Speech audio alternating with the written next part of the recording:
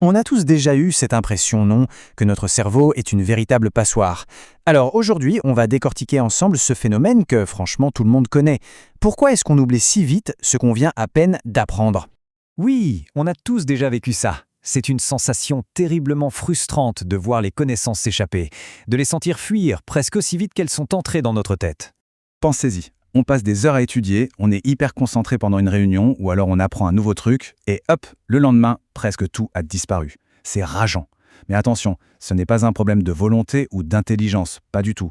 C'est une expérience humaine universelle. Et le plus intéressant, c'est qu'il y a une explication bien scientifique derrière tout ça. Et l'homme qui a mis un nom sur ce problème, le voici, Hermann Ebbinghaus. C'est un vrai pionnier de la psychologie. À son époque, il a fait un truc assez radical. Il a décidé d'être son propre cobaye. Il s'est mis à étudier sa propre mémoire pour essayer de comprendre ce mécanisme si mystérieux.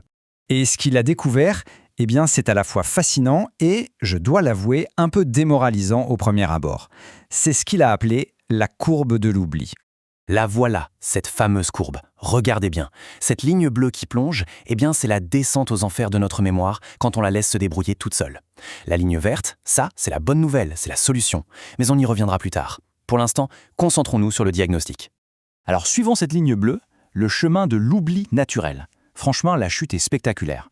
On part de 100%, parfait, on a tout compris, tout retenu, et puis, la dégringolade commence. Et elle commence quasiment tout de suite.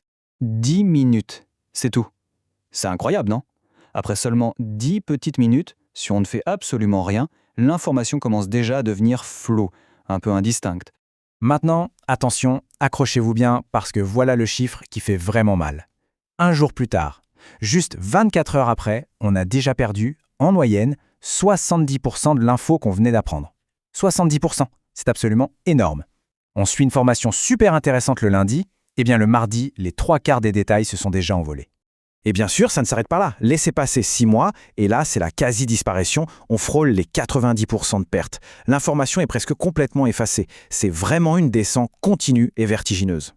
Mais, et ça c'est vraiment le point le plus important à retenir, ce n'est pas une faiblesse personnelle, ce n'est pas qu'on est nul en mémoire. Non, c'est juste le fonctionnement par défaut de notre cerveau. C'est comme ça qu'il est câblé. Et à part quelques cas rarissimes, on est tous logés à la même enseigne.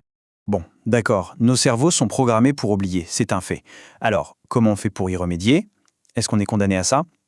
Heureusement non, car Ebbinghaus, il n'a pas fait que pointer du doigt le problème. Il a aussi trouvé la solution. Et la logique derrière sa solution, elle est d'une simplicité presque déconcertante. Il faut imaginer notre cerveau comme un trieur un peu débordé. Pour lui, si une information se présente plusieurs fois, c'est un signal super clair.